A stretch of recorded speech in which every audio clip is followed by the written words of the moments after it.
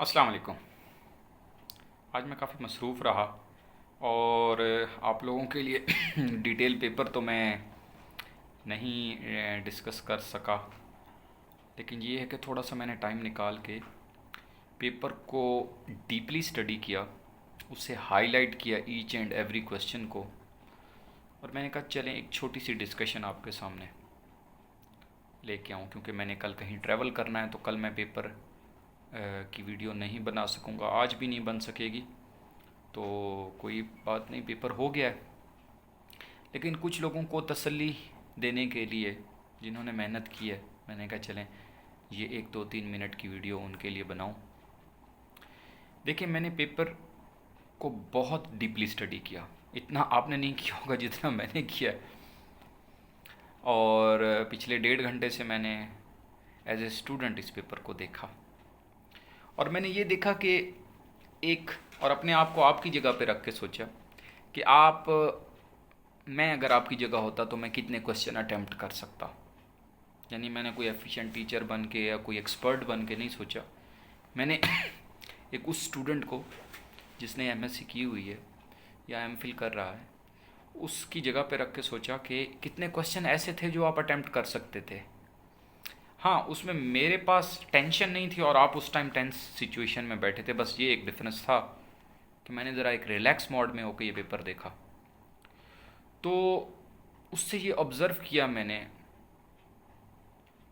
कि पेपर में जो अटेम्प्टेबल क्वेश्चन थे, जो कि आप क्या हर स्टूडेंट कर सकता था अगर वो टेंस ना होता और वो थोड़ा सा कॉमन सेंस यूज़ करता।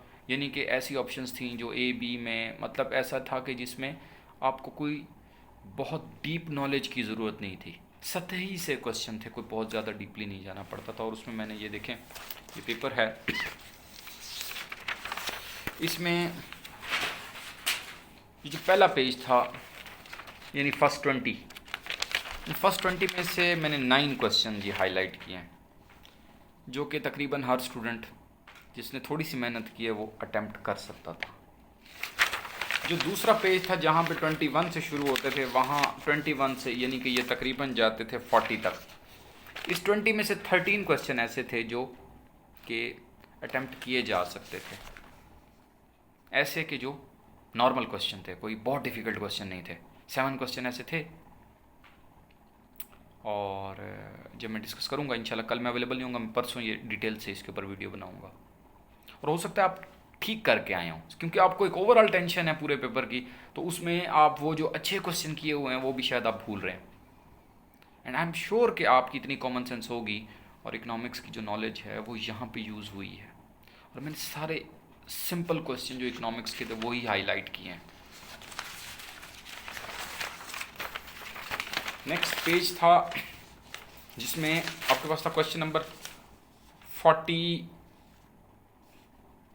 से ऑनवर्ड थे क्वेश्चन, ये 49 से, हाँ बिल्कुल ऐसा ही है, 76 तक। वहाँ पे मैंने देखे 16 क्वेश्चन हाईलाइट किए जो कि आप अटेम्प्ट कर सकते थे आउट ऑफ दीज 20 क्वेश्चंस। अब एक चीज़ देखना बाकी है कि एक ऐसा पेज भी मिसिंग है यहाँ पर, जिसमें ये जो इन फोटो कॉपीज़ में जिनमें 10 क्वेश्चंस थे ऐसे, मेरा ख्याल ऐसे ही है कि वो मिसिंग है, बिल्कुल ऐसे ही है। ये जो फ़ोटो कॉपी मार्केट में जो है वो गर्दिश कर रही है, ये जो इसमें मेरा ख्याल है कि 41 नंबर क्वेश्चन से लेकर 49 नंबर तक ये 8 क्वेश्चन मिसिंग है। ये किसी के पास हो तो मुझे शेयर कीजिएगा, तो उससे ये रेशो और इंक्रीज़ हो जाएगी, यानी एक पेज मिसिंग है यहाँ पे। अच्छा, तो वो मैं भी देख लूँगा, अभी मैंने वो हाईलाइट नहीं किया। तो इसी तरीके से जो लास्ट पेज था जो 80 वाला था, इसमें 13 क्वेश्चन ऐसे थे यानी 80 to 100 तक के, तो ये लास्ट पेज काफ़ी इजी था। तो मैंने इसमें देखा, इसमें आपके पास तकरीबन इकोनॉमिक्स के क्वेश्चन थे, सस्टेनेबल इकोनॉमिक्स का था, रोस्टो स्टेज था, इंडक्टिव थेरी जो आप फर्स्ट ईयर में पढ़ते हैं, इंडक्टिव और डिडक्टिव मेथड, वो था इसके अंदर। डेडवेट लॉस की मैंने आपको वीडियो बना के दी थी, उसके अंदर आपने देखा होगा टैक्स के ज़रिए भी होती है और मोनोपली में भी होती है, दो सिचुएशन में डेडवेट लॉस होती है।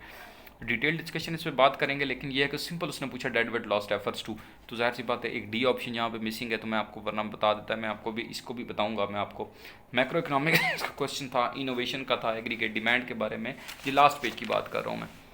ओवरऑल जो मैंने काउंट किए हैं वो क्वेश्चन बनते हैं 51, विदाउट वो वाला पेज जो 41 से लेकर 49 तक वाला जो पेज है वो मेरे पास नहीं है फोटोकॉपी में, तो उनमें से कोई 2-3 क्वेश्चंस निकल आते। तो ओवरऑल जो मैंने अभी जितने भी मेरे साथ स्टूडेंट व्हाट्सएप पे थे और जिनसे मैंने फीडबैक लिया है, दे हैव अटेम्प्टेड 55 क्वेश्चंस, यानी कि बहुत सारे अच्छे स्टूडेंट मतलब जो थे 55 to 60 वो अटैम्प्ट करके आए हैं। चलें जी, अब इस तरह से कर लेते हैं, एक एवरेज 55 पे आ जाता है। इसीलिए मैंने आप लोगों को कहा कि जो मेरिट बनने जाएगी वो 40 ही होगी, और इस वजह से हौसला रखें, सुकून से रहें, टेंशन नहीं लेनी है आप लोगों ने, आपकी मेहनत रायगा नहीं की है। कुछ लोग इमोशनल थे, सर आपकी वीडियोस देखने से कोई बेनिफिट नहीं हुआ, बस 5-6 MCQs आए हैं। देखें, मुझे ये बताएं, आपसे ज़्यादा दुख मुझे है। मैं पिछले 3 बजे से बैठा हूँ इंतज़ार में, फिर पेपर आया, उसके बाद फिर जनाब कंटिन्यूसली लोगों के साथ मैं इन टच हूँ, और उस वक्त से अब तक मोबाइल मेरे हाथ में है, तो आपसे ज़्यादा मैं डिसअपॉइंटेड हूँ। ठीक है, इसमें मेरा कोई फाइनेंशियल बेनिफिट नहीं था आप लोगों के लिए वीडियोस बनाने। तो बताने का मकसद ये है कि जो आपने नॉलेज अडॉप्ट की है, जो जो बुक्स आपने पढ़ी हैं, जो वीडियोस मैंने बनाई हैं, उसके हवाले से ये नहीं हो सकता कि आप कहें कि इसका बेनिफिट आपको नहीं हुआ। कब इसका मतलब फिर आप कहें आपने जो 2 साल MSc की, ये तो चलें 2-3 महीने हैं, तो MSc और MPhil करने का भी आपको कोई बेनिफिट नहीं हुआ, तो ये तो नहीं हो सकता एक अनपढ़ बंदे में और आप में कोई डिफरेंस ना हो। तो ये नॉलेज आपको बेनिफिट देगी, नो डाउट देगी इंशाल्लाह। ठीक है, बाकी कुछ लोगों को क्वेश्चन है कि 40 मार्क्स से अगर हमारे कम आते हैं तो हम पास होंगे नहीं। जहाँ तक मेरी नॉलेज है 40 से नीचे अगर आपके किसी के मार्क्स आते हैं तो वो रिटन टेस्ट क्वालिफाई नहीं कर सकेंगे, और वही लोग रिटन टेस्ट क्वालिफाई करेंगे जिसके 40 एंड अबव मार्क्स आएंगे। ठीक है, तो जो पेपर पैटर्न है इसके अकॉर्डिंगली अगर थोड़ी सी भी कॉमन सेंस और अगर रिलैक्स होकर किसी ने पेपर किया है तो 40 बहुत कोई बिग डील नहीं है। तो इंशाल्लाह रिलैक्स रहें, इस पेपर को दोबारा देखें, आपके पास व्हाट्सएप पे आया होगा, इसको देखें आपने कौन कौन सी जो है ना ऑप्शंस अटेम्प्ट की थी। ठीक है, तो इंशाल्लाह ये नहीं हो सकता कि आपके जो है ना वो ना आए हों मार्क्स या कम आए हों। दूसरी बात ये है कि मिसाल के तौर पे आप लोगों में से जो लोग इंशाल्लाह रिटन टेस्ट पास कर जाएंगे, फिर कोई बहुत बड़ा डिफरेंस नहीं आने वाला, सबके इतने इतने मार्क्स होंगे, फिर डिफरेंस क्या आएगा, आपकी डिग्रीज़ का डिफरेंस आना है।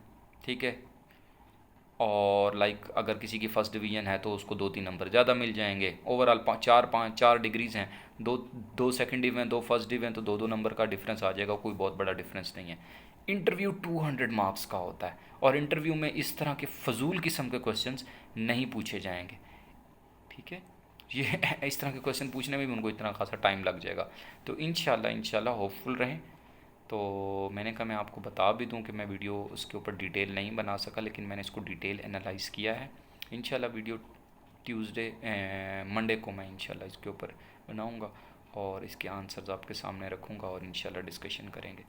और प्लस एसएस की तैयारी करें इंशाल्लाह, क्योंकि सब्जेक्ट स्पेशलिस्ट की सीट्स और जो है इसकी सीट्स इकट्ठे आते हैं, तो 2-3 महीने में वो भी सीट्स आनी है।